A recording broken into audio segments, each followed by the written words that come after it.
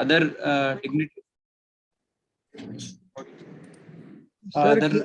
Sir, keep in mind you have got 24 slides to show, and you have got only 10 minutes with you.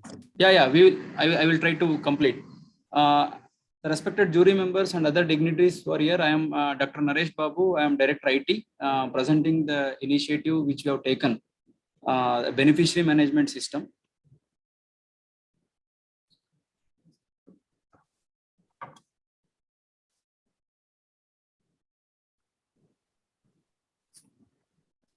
So, the beneficiary management system is a direct benefit transfer portal enabled to beneficiary data management and to facilitate the beneficiary to deliver a beneficiary oriented schemes. It's mainly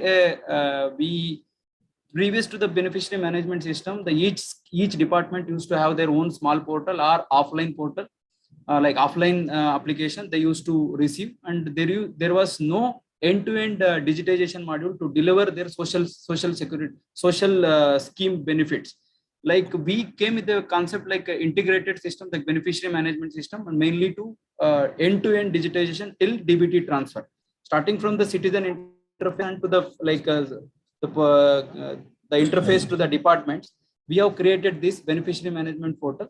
And here we are one more unique thing we are using here is like Aadhaar verified Tripura ration card database. It is a secondary database where already entire database of our Tripura, more than 98% of our database has been verified with Aadhaar. Means it is like truth of an individual can be authenticated through our ration card database.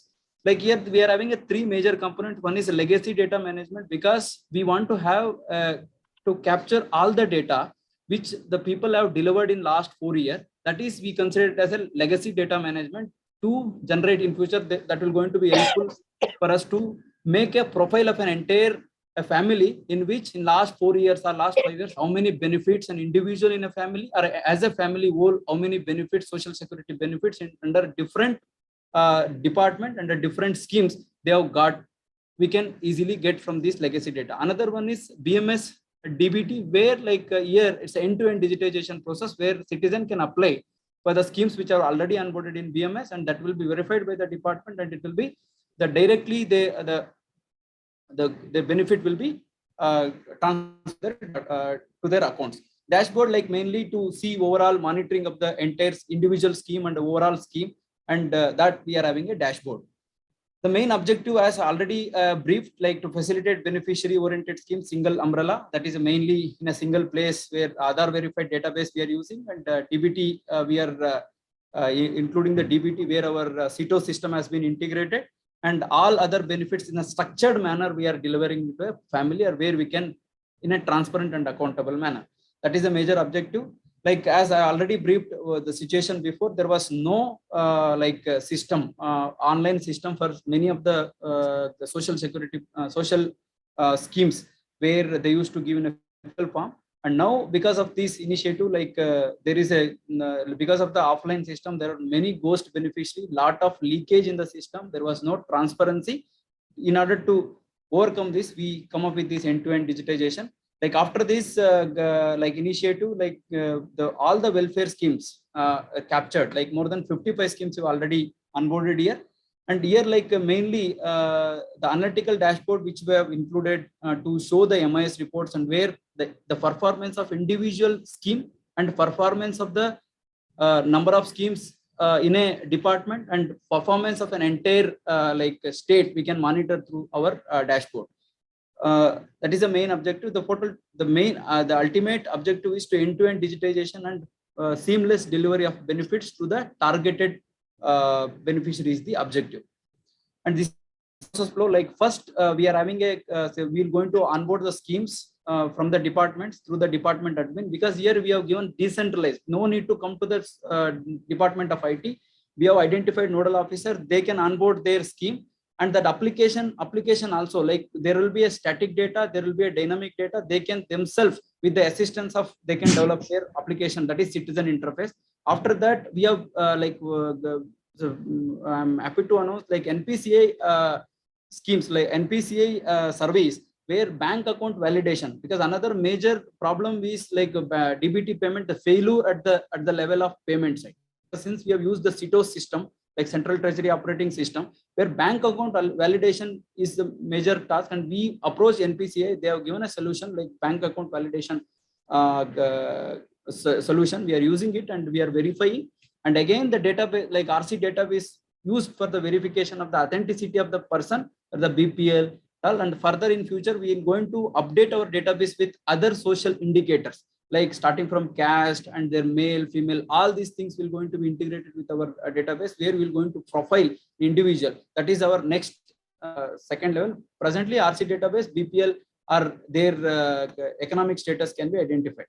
After that, the approval will be done by the concerned department, that will be directly transferred. The DBT transfer will be happening, and either through our treasury system or through a banking system, where NACH payment will go, we are integrating, or PFMS also we are integrating with the system. The innovative process we already we identified. The ration card member ID, we are using it. That is a unique beneficiary ID. Like in almost all places, all the citizen service delivery also, we are using this ID, and thereby we will identifying the unique individual along with the socio-economic indicator. And the NPCI service, we have used the NPC 100%. Our payments are successful because we have the bank account validation. Like there is the service given by the NPCI, we are validating the bank account, whether the bank account given by the individual is active, or whether it is for the individual in which the name of the individual is correct or not. That we are using this. That is another uniqueness of this. And the multiple payment options, because like each department is having the different type of like CSS schemes, state schemes. Then some of the schemes they are implementing through their board, some of the schemes through their society. We have given a different type of payment modes: treasury, FMS, and NACH. And the one more unique we are implementing, that is the e-rupee, where the new product, I think we will go through this BMS, we are going to implement a e-rupee, where like it is a unique system. Like here there is no the dedicated type of specific service of NPCA. We are going to use as a e-rupee. And the further this has been integrated with DigiLocker, and where any person can take their required documents, they can upload here.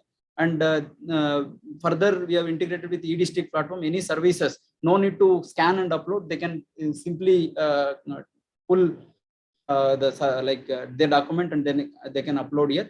That is like another, like we are also integrated with Government of India's Umang service, where we can, in a single window system, where this entire bunch of services, single window to single window, like mobile app, that is also we have integrated.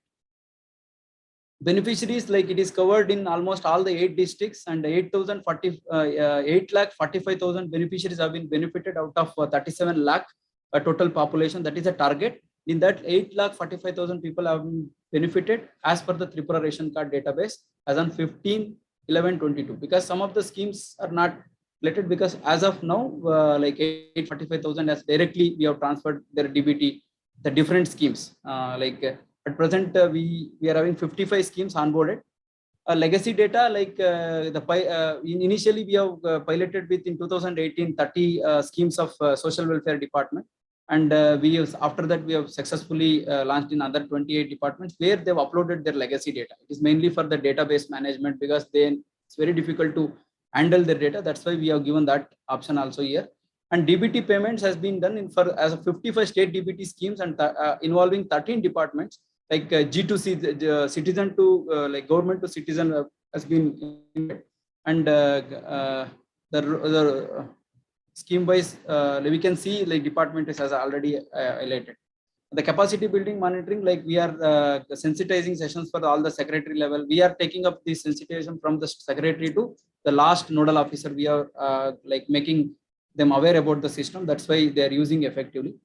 And expansion, like again, the database will going to be enriched with other social security indicators. In future, anyone will going to, like they can be identified with their decision support system. For example, any government will going to launch any social scheme, they can easily identify what is my target number based on my decision points. That will be the advantage, and we're going to use eKYC for authentication in future. That is, we are already in talks with Aadhaar, where we will going to use eKYC for authentication authentication. As we already database has been verified, but while delivering a citizen, when they apply that authentication also we are including. Tentative cost like around 2 crores we have planned. This is our dashboard will looks where we can see district, and we can the person what is at GP level, we can go up to GP level, and we can also go up the individual person. Like for example, here the RC number Bila Devi, what is the total number of benefits she got, 3 number of schemes she got the benefit. When we click into the ration number, like who is the beneficiary who got like different DBT and pulses and public distribution on PDS, Swachh Bharat Mission, Gramin, DBT pulses, like within a ration family where what are all the benefits she has got, we can profile her. This is the family report where we can generate within a year or across 4 years or 5 years, we can generate a the family benefit card to an individual family. Like this is the output where if you bring like that is a main outcome. Like for this, the national conference, the first in 2021, our this concept paper has been recognized by National Conference on E-Governance. It has been published, Atmanirbhar, in the published in NEGC, and last year we got Chief Minister Civil Service Award, and this year also sorry to interrupt you another 1 minute. Yeah, this year also we have submitted for the National Conference in E-Governance 2022 for the nomination and excellence in government process re-engineering for digital transformation. We have submitted our nomination. These are the achievements, recognitions. Thank you. I think it's a very good project. The only thing is this is common to every state because everybody is implementing DBT. Yes. Has anybody else done it, or it's your own initiative? Madam, this is our own initiative because Government of India has directed us to do the DBT. Like we have to take our own initiatives, like how whether the individual department can go and do the DBT. I understand that. I understand that. This That's is our since Government of India has asked it to do, DBT is there, I think, since 2011 or so. Yes, so any other state developed this, or you are the only one who has done?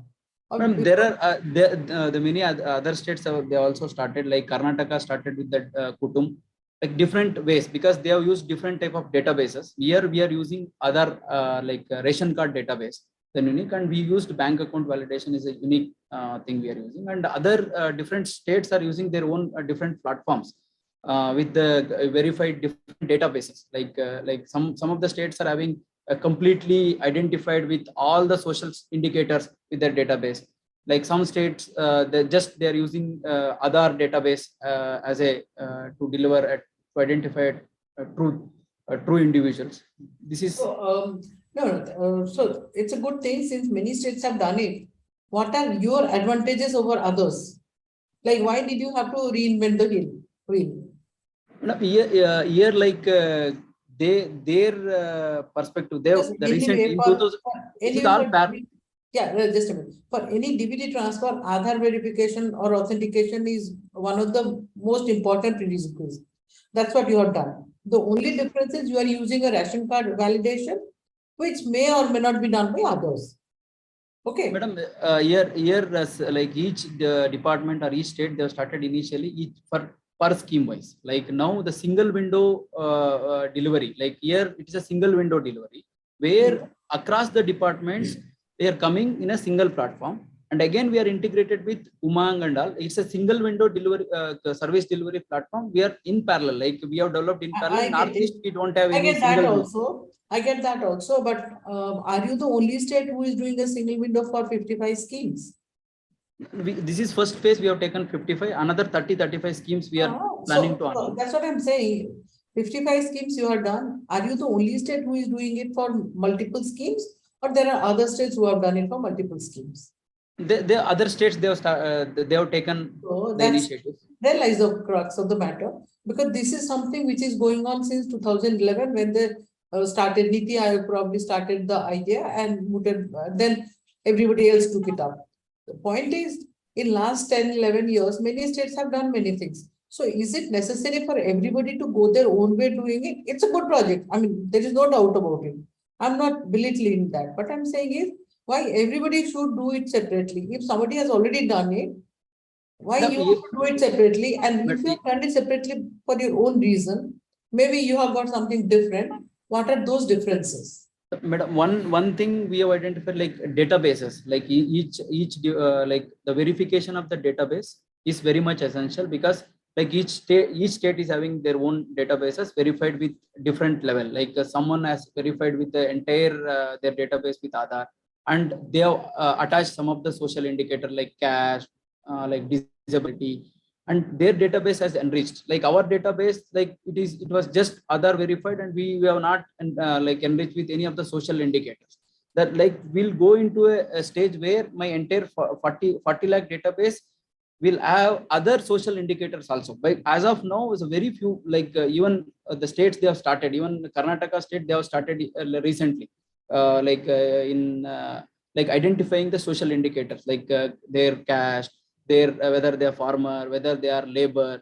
Like ultimately my database is a unique database. I have to do a say state has to do that, and that based on that database only the platform of delivery, like end-to-end delivery is available. But Again, let me ask this question. Database is something which is attachable to a algorithm, right? yes You, ma'am. you may have the same software, but your database is different from Karnataka's database or say Bihar's database or anybody else's database. And those are replaceable. Your software doesn't change. Your application remains same. Only the database changes. Is it correct?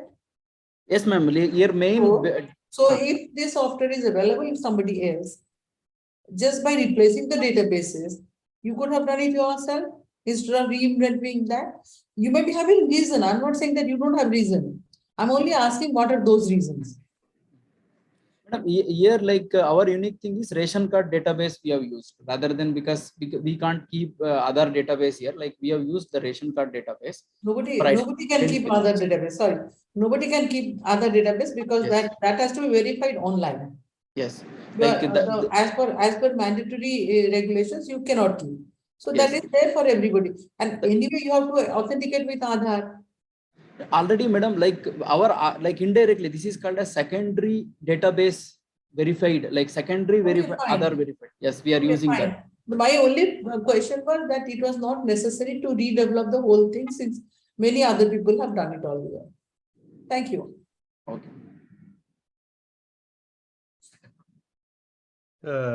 I also wanted to understand what is so unique about your system, because several states have already done it.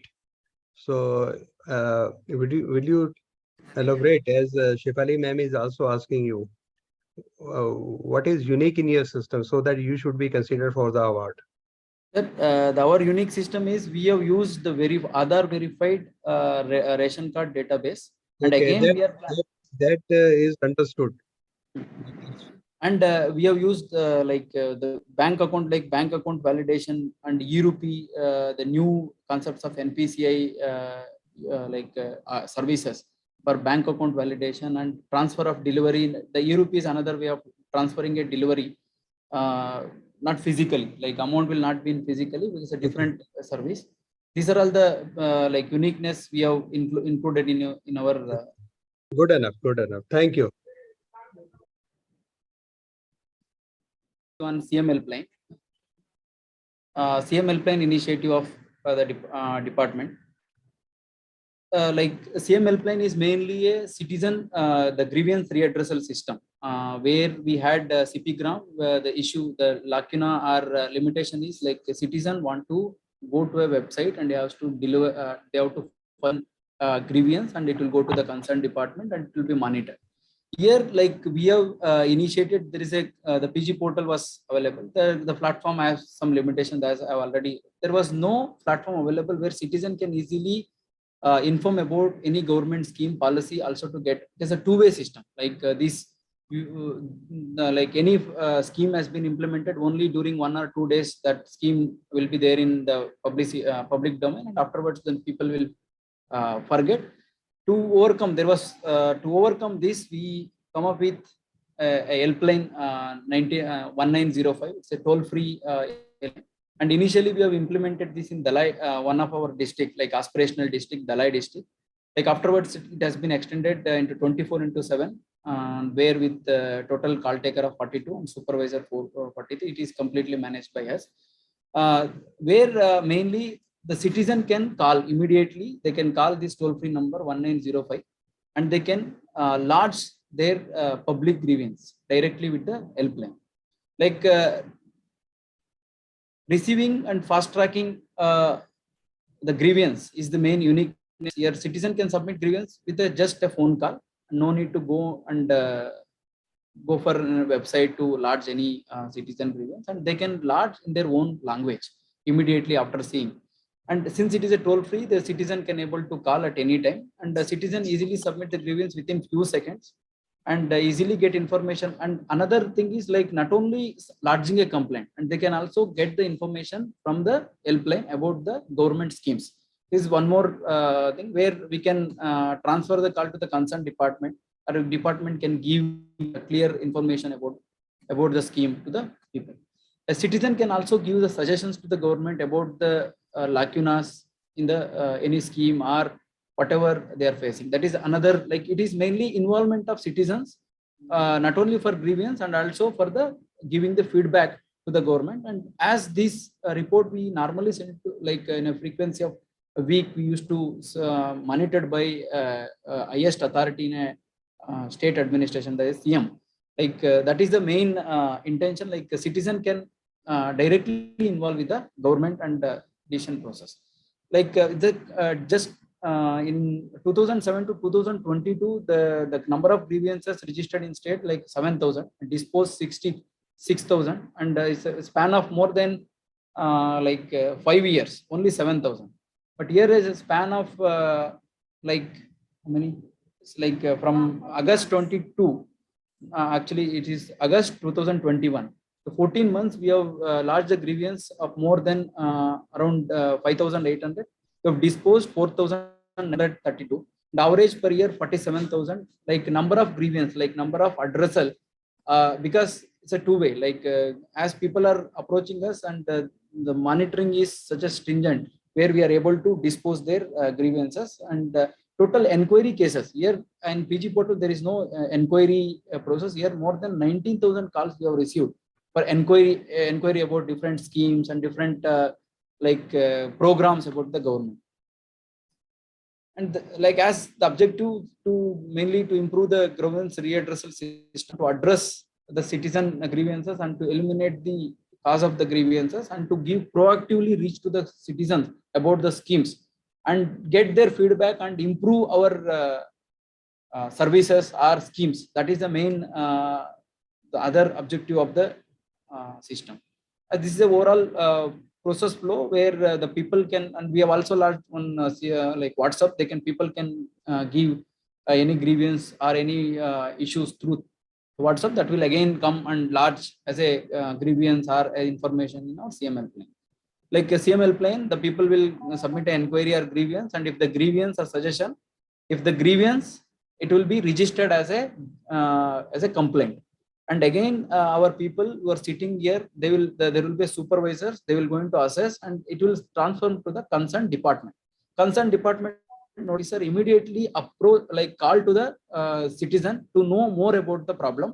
After knowing more about the problem, he will transfer to the field officer, or otherwise he himself will reach and try to solve that within a span of 15 days. Some of the things like road and all, it will take some time, but that is the probably like the government department will reach to the citizen at immediately after receiving this call, and the departmental nodal officers, like after resolving, they will going to close that event from their side, and it will again come back to the CML plane. CML plane supervisor again calls to the citizen. He will ask whether you are satisfied with the service of the department or not. If it is not, if it is not, again it will be coming back to the concerned department, and again department want to take, like department once again need to take the action against that citizen's grievance. If it is citizen is satisfied, you will going to close that case. Like as there is an unique part of this helpline is we have integrated with other helplines like 112, because this may be the grievance, but if some emergency, because the publicity of this 1905, we used to get calls for like emergency situation where we have integrated this helpline with 112. Some of the distress call or like accidents, these calls immediately will transfer to 112, and 112 will take care of that, like emergency response teams and team, they will going to address that issues immediately. Even we are integrated with the telecom, this telecom lines and even electric line. That is a overall process flow of the CML plan. As I already explained, we have used a backend software task monitoring system where this entire thing will be monitored by a dashboard where number of grievances sent to the nodal officer of the concerned department, how many they have completed within 7 days, within 15 days, and how many they have not at all initiated. This entire thing will be supervised at backend software integrated with the helpline. As I already told, it has been integrated with ERSS and WhatsApp service also we have started. And disposal and pendency report, it will be auto-generated against each department. It will send to the CM office and CS office. They are taking a fortnightly review meeting about this, and that is the reason more of calls and grievances has been registered in our system. That is the main uniqueness, like fast tracking the grievance reader system and providing services 24/7 and interdepartmental coordination. We normally take meetings fortnightly, and CS sir used to take once in a month, and CM used to take like once in a month, either CM or CS. Like grievance redressal has been improved, and including the feedbacks and suggestions. Whatever the feedback specific on scheme, we are transferring to the concerned department, and the concerned department including or modifying the required if the citizen grievance is or query is valid. The innovative aspect is mainly like backend software. We have developed our own software. We have developed to monitor entire system, including up to the video level. We have integrated the system, integrated with the ERSS, and we will going to record all the voices, like the way how the people are. That is another issue, like identity of the caller. Like since the JS based software we are using, we can identify the locality address of the person, and the citizen able to check their status, and whenever they want to check their status, they can call, or otherwise they can go to our CML plan website, and they can check their status without login, like just with the phone number, whatever the number they have called, and just that number they can see their status. Like effective, as I already highlighted, this is becoming one of the most popular grievance redressal mechanism in the state at present, and anyone who is having at any type of services or information or grievance, they will approach this 1905. It is most popular helpline at present in the state. Like as I have told, total calls 35,000 calls we have received, inquiry calls about 19,000, and registered 5,500 we have registered as a grievance, and the emergency we have forwarded more than 430 cases we have forwarded for emergency. Other calls, like different calls we used to receive and dispatched to the concerned department around 5,800. The cases resolved in time by 4935, ongoing cases around 400. This is a summary, overall summary of the total calls received. Details coverage and target population, like I've already briefed. The comparison of the pre-deployment and post-deployment, more than 83% of the cases resolved in a timely manner, which is monitored by high level, or where like from like 10 times increase in the grievance lodging after the launch of this, because as we all aware, like since we are going more of digital services and faceless, and like the citizen where they have to approach, they are not aware, like since this type of helplines will going to help for large their grievances. This is our CML plan, which is monitored by us directly, IT department. CML plan is, and further we are conducting the different like other involvements of CML plan, like we are conducting surveys, like feedback survey, like from the other state government departments, like some of the departments they're conducting skill training. What is the impact? Like impact study also for the scheme or for the initiatives we are conducting through our the helpline. Like further, some of the emergency situations, our helpline is being utilized, like flood like situation, or blood donations also, like we are arranging any emergency helplines through blood donations.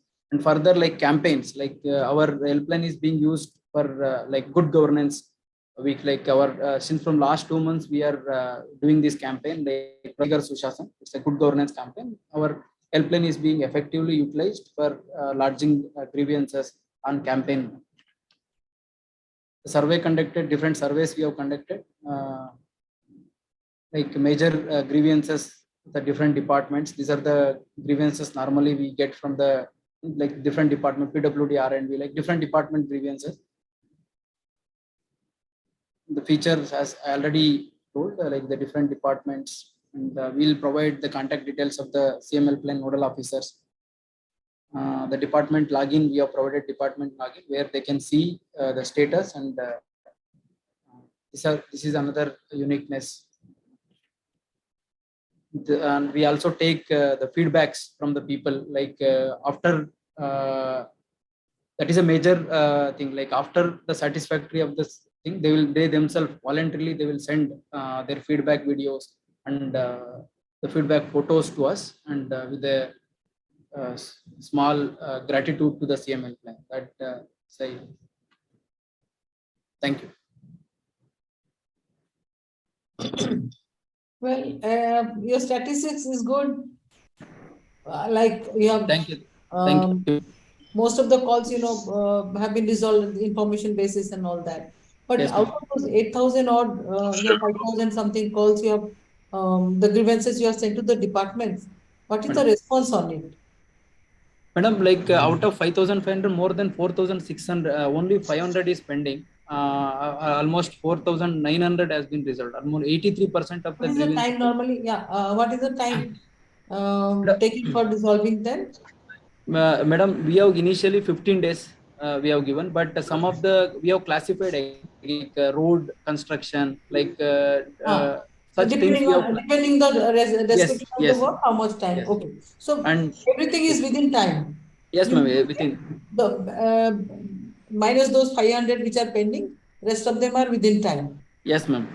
Okay, so about the 500, how do you disburse them? Like finally, 500 is not pending, madam. It is ongoing. They have given a status as ongoing because like construction of road or construction of culvert. no, that's Like true. no, But we will every like our my supervisor, project manager will call to the concerned nodal officer like it is pending, and sometimes even from the CM office where the staff you who are monitor sitting in them. the You CM office. monitor them. Like they're Yes, saying yes, ongoing, they keep on saying ongoing for 3 months, yes, and you'll be thinking it's ongoing. So you keep on monitoring it, yes, right? yes, yes, ma'am. Yes, Good. Now, the other point is CM helpline is done in most of the states. Okay. Yours is a little multimodal. yes, Normally, ma'am. the others are telephones Yes, or portal, yes, ma'am. but they may or may not be integrated. Also integrated WhatsApp. Yes, ma'am. That I think is the advantage over others. What other innovation have you used besides what you told? Madam, here mainly we were planning to integrate this helpline in all the e-services. Like ultimately in e-service, there will be ID will be generated. That ID, if anyone want to file any grievance against that particular ID, they can call and they can give that ID. And again, my backend software of TMS will integrate with my service delivery platforms where they can raise a ticket against the concerned person who has already been like a supervisor or verifier, where it will go to the, that is our next level. Like Okay. because we are going more on faceless, and the citizens are not aware like where to go and whom to approach. Like our main thing is like a ticket, that whatever the ticket, it will be integrated to the their service, and that will be again monitored by CML plane, their service monitoring Yeah, delivery. good, very good. Thank you, ma'am. Sir, are you focusing on which departments are not performing well?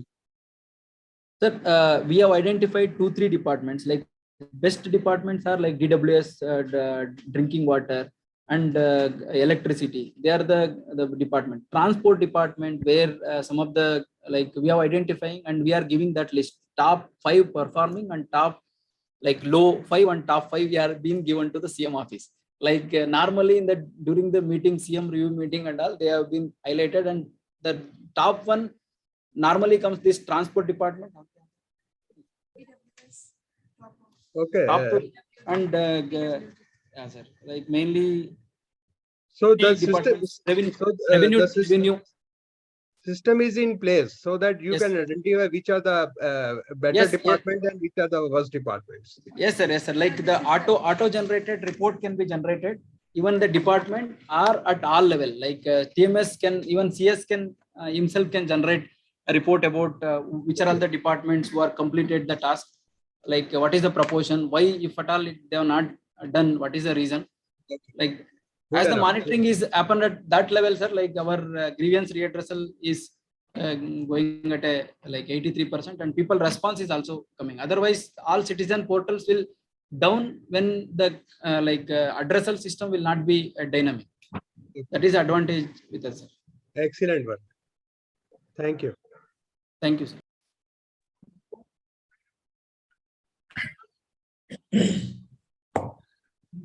Good afternoon, everybody. I'm audible. Yes. Yeah.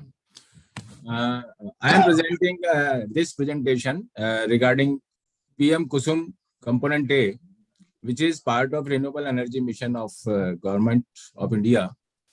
As the PM announced in COP26, India will set up renewable energy capacity of 450 gigawatts throughout the country by 2030. And as a part of this mission, this scheme was announced by Government of India for the farmers dedicated. Under this scheme, this PM Kusum scheme was launched on 8th March 2019, and government issued detailed guidelines on 22nd July 2019. This component scheme includes three components. Component A, which is incorporating setting up of decentralized solar power projects, and these projects are grid connected. And component B is off-grid solar pumps, and component C is grid connected solar pumps. Rajasthan has been awarded 325 megawatt capacity under phase 1, which is targeted in 2019-20. And government of Rajasthan has also included this scheme in its budget announcement and set a target of 2600 megawatt in 3 years. The state regulator determined tariff of ₹3 14 paisa per unit for providing to the farmer for 25 years through a power purchase agreement, which is being signed between farmer and the Rajasthan Urja Vikas Nigam. We carried out bidding for this components in March 2020, wherein we discovered tariff of rupees 2.79 per kilowatt hour, and this was the minimum tariff for this component. State discoms are getting 40 paisa per unit incentive for procurement of power under this component. Grid connectivity is being provided on 11 kV sites to all these projects. The condition for these projects is the land should be situated within 5 kilometers radius of the 33 kV substations. State discoms has committed 95% grid availability, and the target date after various extensions is 31st December 2022. Power PPAs are secured through payment security mechanism. State discoms are giving payment security in the form of letter of credit and escrow accounts. And one step ahead, they are committing payment in 7 days only after submission of invoices by the farmers. This way, the banks are believing on financing to the farmers, which were not initially agreed to give the loans.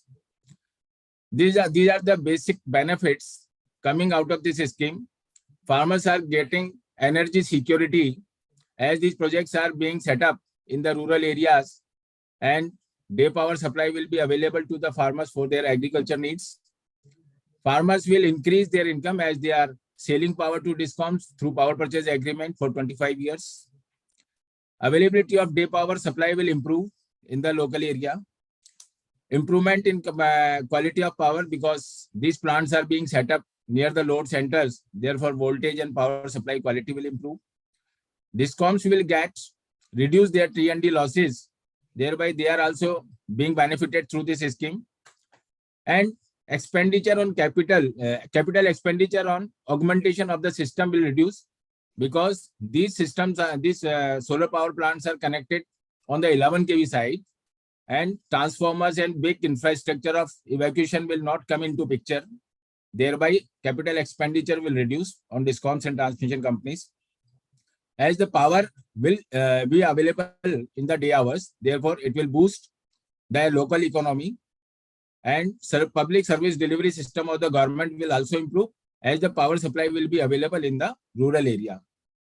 And this will also help in improving education and healthcare service in rural areas, because today all the services are based on power supply availability.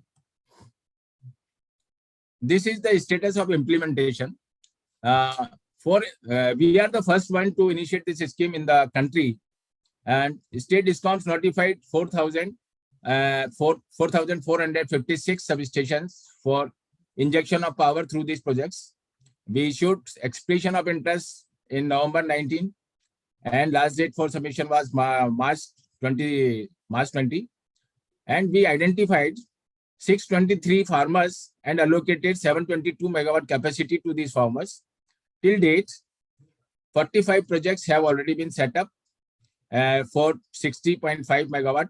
This is the highest capacity in this scheme in the country, and still more than 50 projects are in progress. This is the data in various discoms.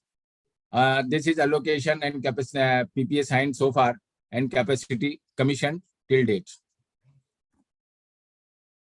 This is the district-wise bifurcation of projects commissioned so far, and these are the capacity. And I can say here, all these capacities are allocated across the state in 29 districts. We are having 33 districts.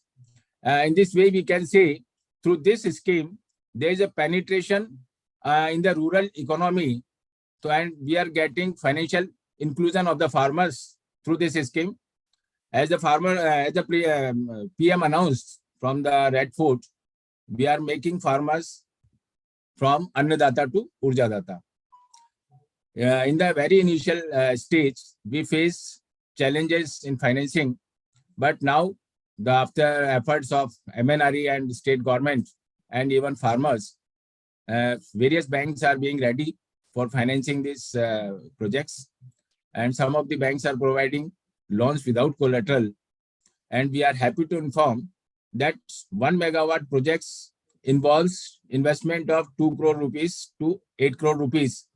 And banks are providing interest rates of 8.5 to 10.5. And for loans are being provided for 15 years. And the revenue generated from the projects commissioned so far is 2 lakh rupees to 10 lakh rupees per month. And this is a groundbreaking change in the rural economy, where the unutilized Banjar land can generate such a huge amount per month. So we are seeing that farmers are not ready to give up this scheme in the absence of unavailability of finances. They are still struggling for arranging margin money. Of course, banks have agreed to provide loan, but 30% margin money is a challenge. We are trying hard to convince MNRE to include this scheme in AIF, Agriculture Infrastructure Fund, so that farmers can get cheaper loans and maximum loan amount. Recently, during last few months, due to increase in GST rates and applicability of basic custom duty, cost of projects has increased considerably, which has created problems for the farmers. But we are proposing some measures to the state government for announcement in budget, so that these projects are being implemented successfully and lives of rural people can be changed through this scheme. This is the way forward. If we are to make it successful, this scheme need to be included in Agriculture Infra Fund, and government has to address issue of margin money by providing some interest-free loans, and GST rates may be revised for this scheme, and these schemes may be waived from the basic custom duty. So these are the some pictures which have already been implemented. Some projects are there. These are the beneficiaries. This is the first project, and you can see Shri Devkaran Yadav, who is sitting beside his wife. He is the owner of this first project. He is now getting revenue of 4.5 lakhs per month from this project, and this project is being run successfully. It is near Kotputli in Jaipur district. These are the second and third projects. So these are the projects which are changing lives in rural areas, and we are the first one and we are the premier for implementation of this scheme. As far as the success of this scheme is concerned, I would like to tell you, if such schemes are supported by the financing, we can change the economy, we can develop in a sustainable mode the rural economy, and we can include more and more farmers to take advantage of this scheme. Various activities can be extended and improved in the rural areas which are linked with the agriculture as well as other activities related in rural areas. Thank you very much.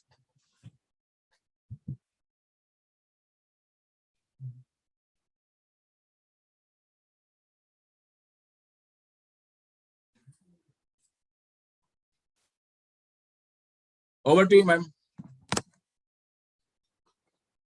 Yeah, basically this is implementation of a GUI scheme.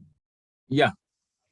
So any specific input from your side, which is not there in the GUI guidelines, which Yeah, can make the scheme innovative and more we can give you credit for? Yeah. Basically, what I feel during implementation, that the government of India has initiated two components simultaneously, component A and component C. Component C is supported through subsidy, 30% subsidy from government of India, but developers are allowed in that component C. Developers are basically corporates, and subsidy was originally planned for the farmers in component C, which is now diverted to developers. In this way, the subsidy which is provisioned in the central budget is now routed to developers. But in component A also, the project set up in agriculture field, and this power is being fed to agriculture pumps. So component A and component C are same in basic nature. So we have requested MNRE, and I would like to highlight this point here also. If subsidy is provided in component A also, then these farmers can address issue of margin money. That's 70%, right. That 30% can go for the margin money to the bank loan. Yes. Definitely. But so, you have not been able to convince DOE so far. Then we have conveyed them that this component is also feeding agriculture loan. So they are planning something to boost this component A also. But since both the schemes are running in the same area, so farmers are discouraging that this 30% is going to developers, and why can't government can provide this subsidy to us? So if the subsidy is provided to these farmers directly, then we can make them financially capable. And this is the real objective of this scheme. Right. Okay, thank you.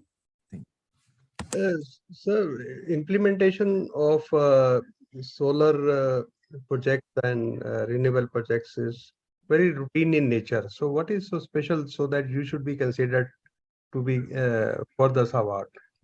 Yeah, basically, the unique thing about this project is that in the previous time you have seen these projects are being set up by big corporates. But here in this scheme, these projects are being set up by farmers. And we can see these farmers are getting revenues. These farmers are giving sustainable development in rural areas. And these projects are providing power in rural areas. The whole ecosystem is being developed. So this is a unique scheme as far as Government of India's perspective is concerned. Okay. Thank you. Okay. Event, that is Rajiv Gandhi Rural Olympic Games from 29th August to 20th of October. These events are very much, unique in this sense of participation, and we have also get World Book of Record London a certification, because we have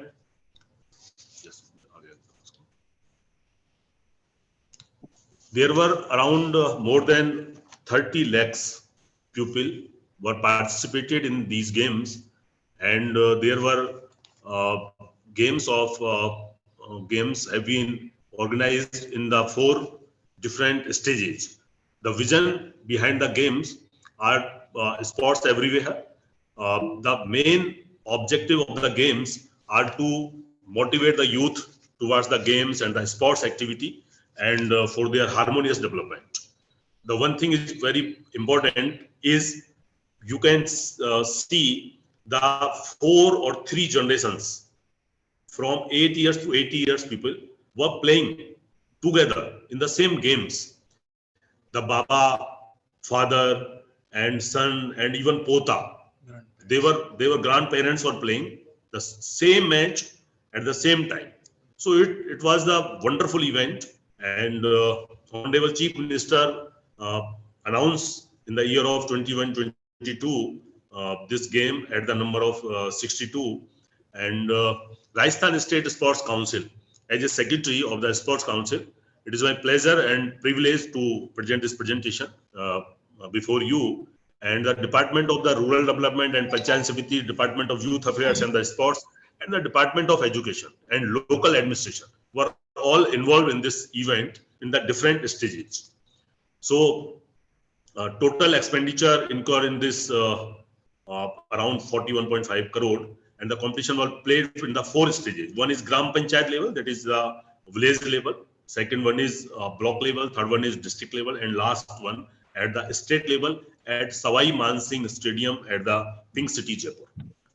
Right?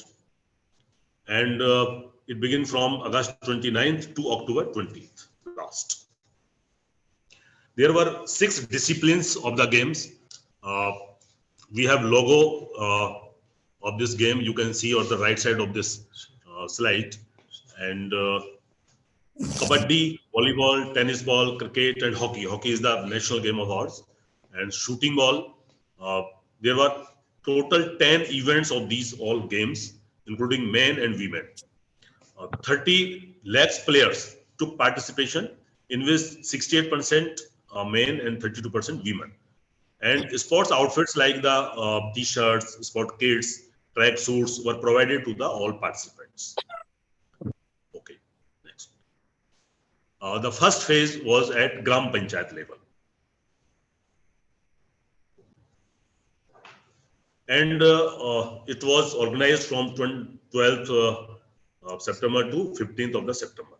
And all the competition played at the all concerning block playgrounds, and under the aegis of the Department of the Rural Development and the Panchayat Samiti, PRIs. The Panchayat Samiti, Panchayati Raj institutions are very much involved in these games.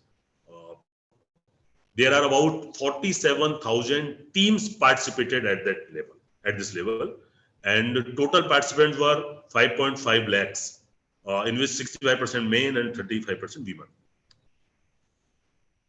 Now, the third phase is at the district level. So it is organized at during 29th September to 1st of the October, and Department of Rural Development was also the big player. Again, there were around 3,127 teams participated. Total participants were 34,000, more than 34,000. And the 4 last phase were at the state level. And the this event organized from 16th October to 20th. It is a matter of the it was a matter of the player for us, pleasure for us that Honorable CM were started the occasion, and in the valedictory session he also participated in the game of the volleyball and the game of the kabaddi. You can see here after the slides so many pictures and pics. 3,700 players were there at the last in the state level. And the SMS stadium itself, we have around 22,000 pupil sports persons, and the students were there here. You can see the picture. Honorable CM Rajasthan Ashok Gehlot, Honorable Minister of the Sports and Youth Affairs Ashok Chandra ji, and our President Honorable Padma Shri Dr. Krishna Punia over here. She's Olympian, Asian gold medalist, and athlete, renowned athlete of the nation. This is the felicitation moment of the medalist players. Devendra Jhajadia, Padma Shri Devendra Jhajadia, Honorable CM facilitated them, and Avni Lekhra, 2 gold medalists in Paralympics recently. Some other, he is Mr. Badminton gold medalist, Paralympics. He is also Olympian in the para. He is also Olympian, Paralympian or Olympian. Okay, this is the मसाल. मसाल जब ये शुरू हुए games start हुए तो एक मसाल जलाई गई, उसमें सीएम साहब ने मसाल को I think you are looking at some screen. We are seeing something else because we can't see any mashal or anything. Pardon, ma'am? Pardon? I think the screen you are seeing and the one we are seeing are different. Okay, now you can see the inauguration session, Masal by Honorable Chief Minister. This is the Kabaddi match. So we can see where CM was playing the role of the referee. अभी आप opening ceremony shared my screen, that's why we are not able to see your screen. मशाल अभी भी नहीं दिख रहे हैं. Is there any slide number you are, sir? ambiguity? Could you just tell me the slide number? we can see slide number 17. Oh, sorry.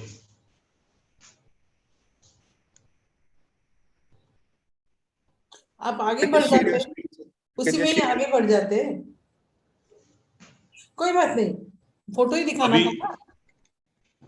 Not yet, sir. Yes, ma'am. ठीक है, okay. मान लीजिए हमने देख लिया. अभी आपका प्रेजेंटेशन खत्म हो गई.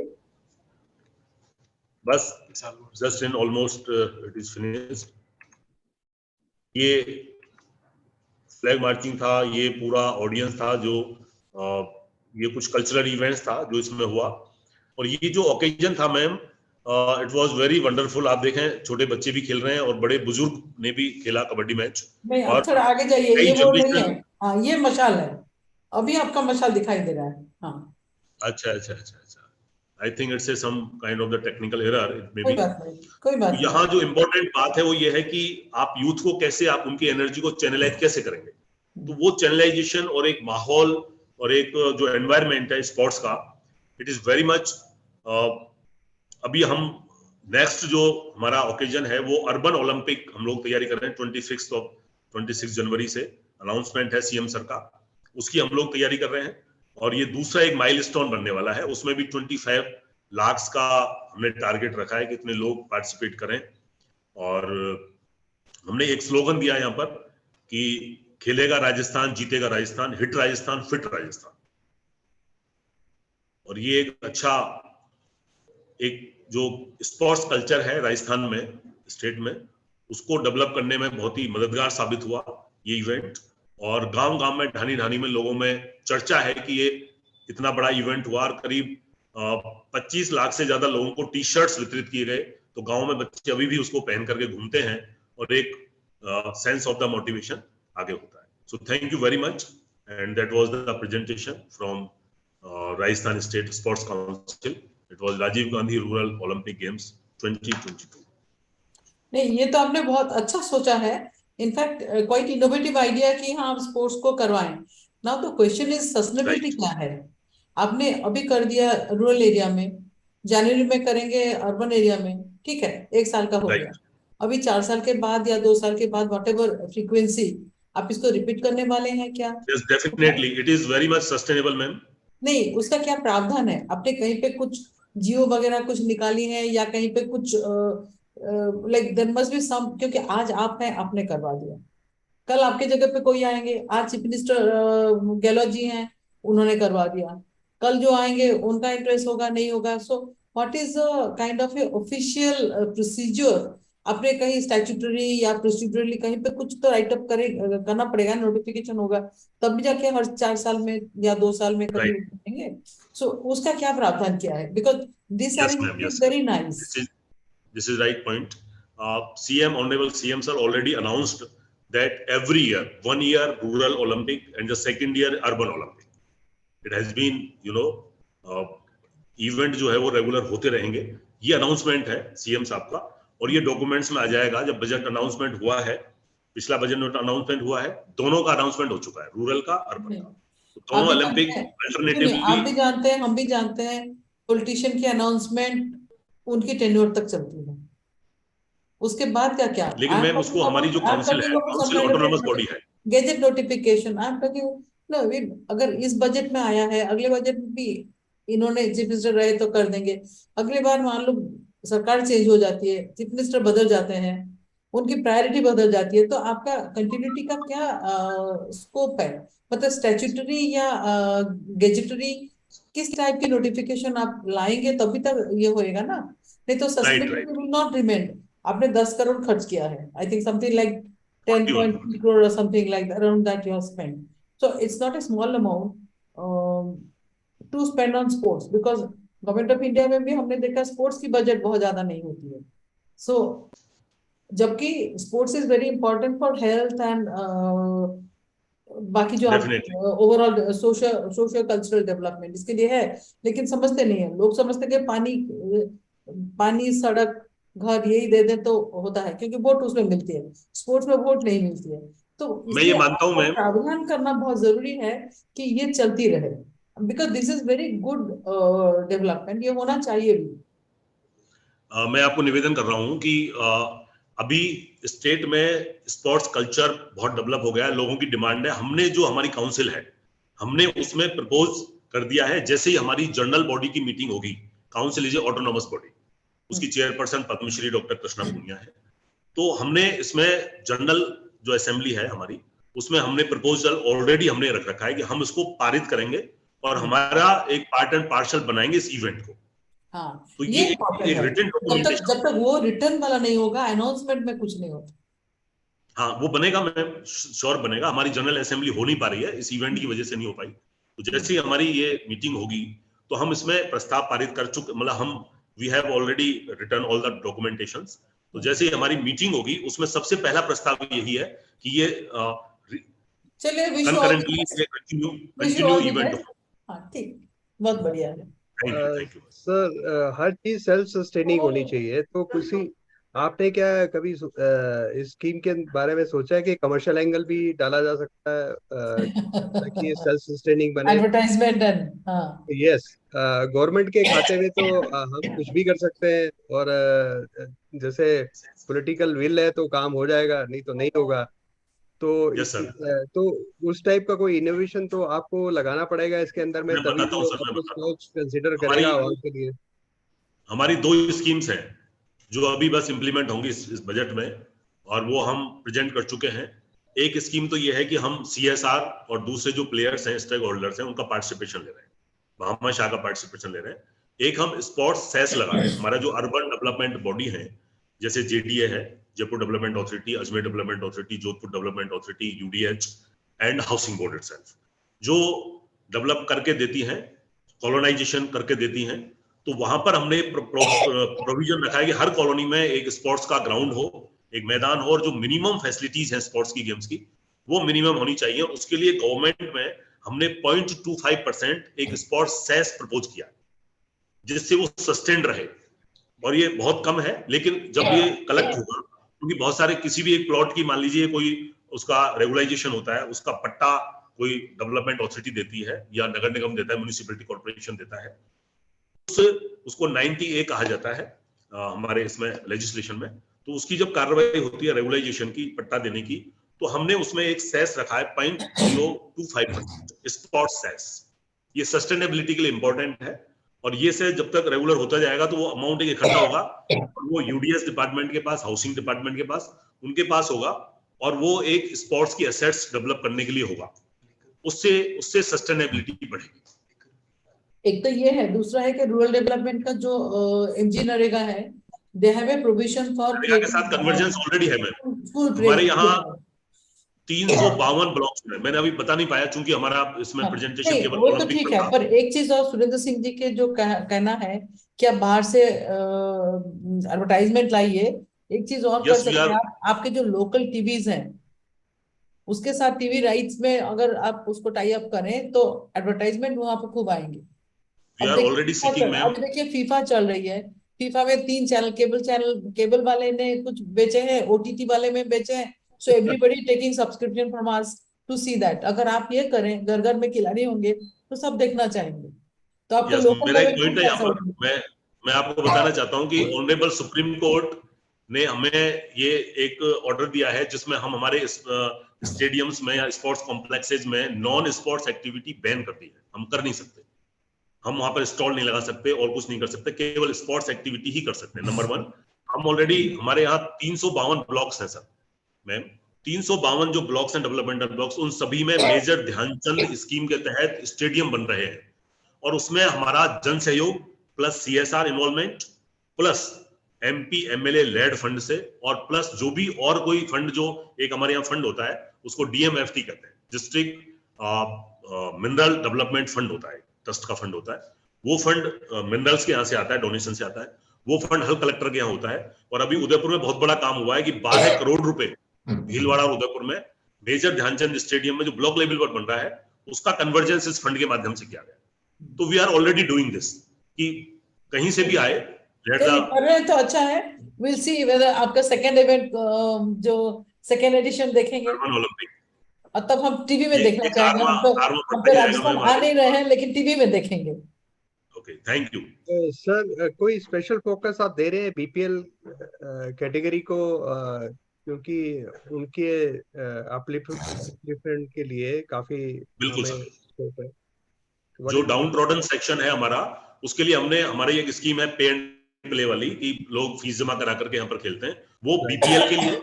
और जो डाउन ट्रॉडन सोसाइटी है, जो रिकमेंडेशन एसडीएम्स के और डीएम के यहाँ से आती हैं, उन सबको हम बिल्कुल फ्री एंट्री देते हैं। ओके, हम उनसे कोई फी नहीं लेते।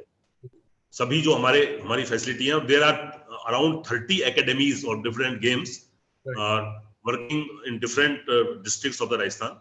30 हमारी अकादमियां हैं विभिन्न खेलों की, जहां पर रेजिडेंशियल फैसिलिटी है, 100 से ज्यादा बच्चे रहते हैं, उनकी बाकायदा ट्रांसपेरेंट ट्रायल होती है, वो वहां रहते हैं और उस गेम्स में बेटरमेंट करने की पूरी वहां पे नेशनल इंटरनेशनल कोचेज भी हम लोगों ने लगाए हैं। There are 500 coaches were working in the state of the Rajasthan. Okay, good sir, good. We are trying for better environment of the sports. Right. Thank you, sir. On the Women Transformative Initiative, this is basically it is on model ODF plus village, that is Jawanpura. It is situated in Jaipur district. So we have considered this project for our SKOCH award. And first of all, we talk about the socio-economic and geographical landscape of the Jawanpura. It is 15 kilometers away from the Panchayat Samiti Viratnagar, and the total area of Gram Panchayat is 366 hectares. And the climate, obviously it is in Rajasthan, so climate is dry and tropical, and the economies of the village is dependent on the agriculture, animal husbandry and labors. This is all about the population and the household which we are having in this village. Scheduled caste households are 100 households, and OBC households are 250, general caste households are 400, and total households are 700 to 800. This is all about the status of drinking water in that village. There are so many schemes from which we are having our water supply, like Janta Jal Yojana, hand pumps, wells, single phase borings, personal borings also there. THD supply is also there in that village. And these are the number of households that are connected to single pit, IHHL single pits. Now I would like to tell about the Jawanpura village. कि हमने Jawanpura को लिया क्यों? Because when we got to know about the SBNG projects and जब हम लोगों ने इसको visit किया तो देखा कि वहाँ पे बहुत सारी insanitary environment की problems थी, कंपोनेंट्स के बारे में नहीं पता था कि व्हाट आर द एसपीएमजी कंपोनेंट्स, उनकी प्लानिंग, अगर किसी विलेज को मॉडल विलेज बनाना है, सस्टेनेबल बनाना है, तो उसकी क्या प्लानिंग होनी चाहिए, क्या इम्प्लीमेंटेशन होना चाहिए, and how we can do the monitoring of that sanitation, village sanitation plan also, how the community will work over there, how we can mobilize them, how we can use the mobilization of the community for the sustainability of this project, what will be the sustainable cost effective SLWM models, and how we can do the monitoring. So with these challenges, we found the strategies for ODF plus villages. For an insanitary environment, we created the vision to make the ODF plus village. Lack of knowledge के लिए we एसएचजीज की जो महिलाएं थी वहां पे, जो SHG group हैं, उन्होंने हमें कैपेसिटी बिल्डिंग में, हैंड होल्डिंग सपोर्ट में हमें हेल्प किया। प्लानिंग इम्प्लीमेंटेशन में भी जो पीआरए टूल्स और होलिस्टिक प्लानिंग के लिए भी हम ज्योग्राफी बेस्ड हम लोगों ने इसकी प्लानिंग की और विलेज सैनिटेशन प्लान बनाया, क्योंकि राजस्थान में ज्योग्राफी बहुत डिफरेंट है और जयपुर का जो ये विलेज है जवानपुरा, यहाँ की ज्योग्राफिकल कंडीशंस अलग हैं। उन कंडीशंस को देखते हुए हम लोगों ने अपनी टेक्निक्स वहां पे डेवलप करी।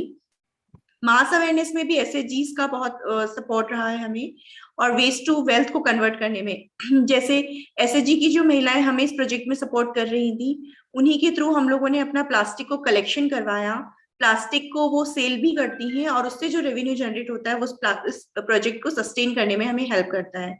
मॉनिटरिंग भी इसमें एसएचजी की महिलाओं के द्वारा किया गया, जिन्होंने पीआरआई मैकेनिज्म को स्ट्रेंथन करने में हमें हेल्प की, और रिकॉर्ड कीपिंग में भी एसएचजी महिलाओं का काफी योगदान रहा है। This is the step by step process की हम लोगों ने काम शुरू कैसे किया।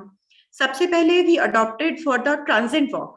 सबसे पहले हम लोगों ने ये देखा कि वहां गांव में किस तरह की सिचुएशन है, कहाँ कहाँ ऐसे पॉइंट्स हैं जहां हमें लिक्विड वेस्ट मैनेजमेंट की रिक्वायरमेंट है, कहाँ ऐसे पॉइंट है जहां हमें सॉलिड वेस्ट मैनेजमेंट की रिक्वायरमेंट है। उसके बाद में हम लोगों ने इसको सॉलिड और लिक्विड वेस्ट की जहां जहां रिक्वायरमेंट थी उसको करंट सिचुएशन को देखते हुए उसको मैपिंग किया और मार्क किया कि वाटर लॉगिंग साइट्स क्या हो सकती हैं या वेस्ट डंपिंग साइट्स क्या हो सकती हैं। अब इसमें सबसे इंपॉर्टेंट रोल ये आ जाता था कि इस वेस्ट मैनेजमेंट को इफेक्टिव बनाने के लिए लोगों को ट्रिगर करना, कम्युनिटी को ट्रिगर करना, इसमें सबसे ज्यादा इंपॉर्टेंट रोल रहा एसएचजी महिलाओं का। हम लोगों ने वहां पे क्वांटिफिकेशन भी किया कि कितना सॉलिड वेस्ट वहां जनरेट होता है।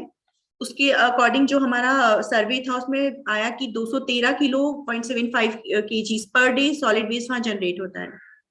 इस तरीके से हम लोगों ने यहाँ मैपिंग करी कि पूरे विलेज में कहाँ कहाँ जहाँ नीड है, जहाँ जनरेटिंग वेस्ट जनरेटिंग पॉइंट्स है, वहाँ हम कितने कम्युनिटी कंपोस्ट पिट्स बना सकते हैं, कितने हम लोग सोक पिट्स बना सकते हैं, इंडिविजुअल कंपोस्ट पिट्स की कहाँ रिक्वायरमेंट है।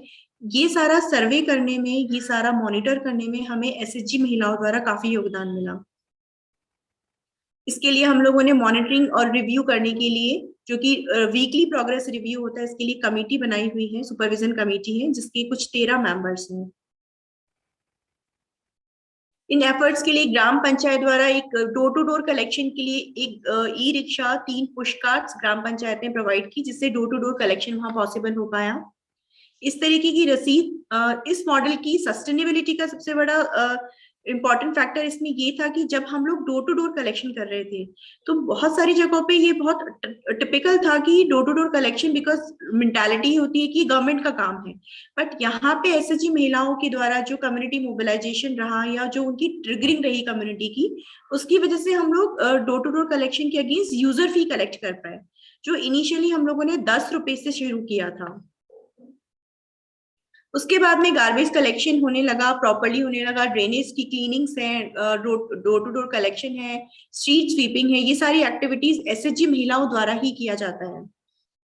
उसके बाद की पिक्चर्स आप देख सकते हैं कि ये सब मोबिलाइजेशन होने के बाद में, ट्रिगरिंग होने के बाद में और एसएचजी महिलाओं द्वारा जो योगदान दिया गया उससे विजुअल क्लैनिनेस काफी ज्यादा आई और उस पर विलेज में इम्पैक्ट दिखने लगे। इस तरीके का हम लोगों ने ज्योति राजीविका महिला ग्राम संस्थान है जो कि एसएचजी की महिलाएं इसके साथ काम करती हैं, उनके साथ ग्राम पंचायत द्वारा एक एमओयू भी किया गया है जो कि ऑपरेशन और मेंटेनेंस में भी हमें हेल्प करती है। अब सबसे मंथली एक्सपेंडिचर्स, इस प्रोजेक्ट की स्पेशलिटी ये थी क्योंकि हम लोगों ने स्कॉच अवार्ड के लिए इस प्रोजेक्ट को इसलिए दिया क्योंकि बहुत सारे प्रोजेक्ट्स हैं जहां किसी भी स्कीम के अंडर चीजें स्टैब्लिश हो जाती हैं, हम लोग कंस्ट्रक्शन कर लेते हैं, एसेट्स बना लेते हैं, पर सबसे बड़ा क्वेश्चन आता है कि what about operation and maintenance. तो इसमें रोल सबसे इंपॉर्टेंट रोल प्ले करता है कि आपका एक्सपेंडिचर कितना हो रहा है और उस एक्सपेंडिचर के अगेंस्ट आप उस पर्टिकुलर प्रोजेक्ट से आप कितना रेवेन्यू जनरेट कर पा रहे हो। तो हमारा एक्सपेंडिचर जो हम महिलाएं लगी हुई थी उसके अंदर महिला संस्थान से, उसमें एक फीमेल सुपरवाइजर है जो कि पूरा मॉनिटर करती हैं कि कहाँ कहाँ डोर टू डोर कलेक्शन नहीं हुआ है तो वहां करवाना है, कहाँ ड्रेन्स क्लीनिंग नहीं हुई है तो वहां करवानी है। इस काम को करने में फीमेल गार्बेज कलेक्टर ही हैं जो कि एक महिला है जो कलेक्शन करती हैं। स्वीपिंग के लिए भी महिला ही है उस संगठन की जो कि स्वीपिंग में हेल्प करती हैं। रिक्शा ड्राइवर हैं जो कि डोर टू डोर कलेक्शन करते समय उस गाड़ी को चलाने में हेल्प करते हैं। और इन सारी कैलकुलेशंस के बेसिस पे हमने पाया कि जो हमारा टोटल खर्चा है वो हमारा 22,000 रुपये, लगभग 23,000 रुपये हमारा मंथली खर्चा आता था। रेवेन्यू जनरेशन के लिए हमारे पास, क्योंकि महिलाओं द्वारा ट्रिगरिंग इतनी अच्छी से की गई थी उस संगठन के द्वारा कि हम यूजर फी कलेक्ट करने में सक्षम रहे, तो हमने हाउस होल्ड लेवल पे, क्योंकि 700 के लगभग यहाँ घर हैं, तो हम लोगों ने इनिशियली 6 मंथ के लिए हम लोगों ने 10 रुपए के हिसाब से हाउस होल्ड लेवल पे कलेक्शन करना शुरू किया। उसके बाद 6 महीने के बाद जब सस्टेनेबिलिटी बढ़ गई तो हम लोगों ने इसकी कॉस्ट बढ़ाकर 30 रुपया हाउस होल्ड कर दिया। दुकानें वहां लगभग 10 हैं तो हम लोग 50 रुपए पर शॉप वहां कलेक्ट करते हैं। हाट बाजार जो कि महीने में एक बार लगता है, वहां पर हम लोगों ने 10 रुपए के हिसाब से कलेक्शन करना शुरू किया। मैरिज फंक्शन में हम लोगों ने स्ट्रैटेजी ये बनाई कि साल में कम से कम 5 शादियां होती हैं, तो ग्राम पंचायत द्वारा उन शादी की जिन घरों में शादी होती है उन घरों में ये फैसिलिटीज प्रोवाइड कराई गई कि अगर आपके घर में शादी है तो आप अपना वेस्ट कहीं पे भी फेंकेंगे नहीं। ग्राम पंचायत द्वारा उस वेस्ट के कलेक्शन के लिए आपको गाड़ी घर के बाहर पहुंचाई जाएगी। 2 या 3 दिन जितने भी दिन आपका फंक्शन चलता है वो गाड़ी वहीं रहेगी, आपका कचरा उठाएगी और उसे डंप कर कर आएगी। इसके अलावा उसको थोड़ा सा और अच्छे से करने के लिए वहां पे गांव का जो प्रवेश द्वार था, उस गांव के प्रवेश द्वार से लेकर और उस व्यक्ति के घर तक भी जो व्हाइट कलर की लाइंस बनाकर डेकोरेटिव किया जाता है स्वागत करने के लिए भी किसी बारात का, वो भी ग्राम पंचायत द्वारा फैसिलिटी प्रोवाइड की गई। तो इस तरह से हम लोगों ने मैरिज फंक्शन से भी हम लोगों ने रेवेन्यू जनरेट किया। प्लास्टिक जो महिलाएं कलेक्ट कर रही थी उस प्लास्टिक को उन महिलाओं द्वारा ही बेचा जाता है और उससे भी रेवेन्यू जनरेट किया जाता है। तो हमारा जो टोटल रेवेन्यू जनरेट हुआ था यूजर फी कलेक्शन से वो है 25,700 के लगभग है। और हमारा जो टोटल एक्सपेंडिचर था जो पिछली स्लाइड में हमने देखा वो था लगभग 23,000 रुपए के आसपास। तो हम हर महीना 3,000 रुपए के आसपास अपनी सेविंग्स कर पाते हैं, जो कि जितने भी असेट्स हमने कंस्ट्रक्ट किए हैं उनके ऑपरेशन मेंटेनेंस के लिए काम आते हैं, या ग्राम पंचायत द्वारा गांव के स्वच्छ भारत मिशन के अंतर्गत होने वाले किसी भी काम को करने के लिए इस फंड को यूज किया जा सकता है। इसी प्रकार से हम लोगों ने इस मॉडल को सस्टेनेबल बनाया और इसकी सस्टेनेबिलिटी और इसकी सक्सेस को देखते हुए हम लोगों ने स्कॉच अवार्ड के लिए जवानपुरा मॉडल को हमने सजेस्ट किया।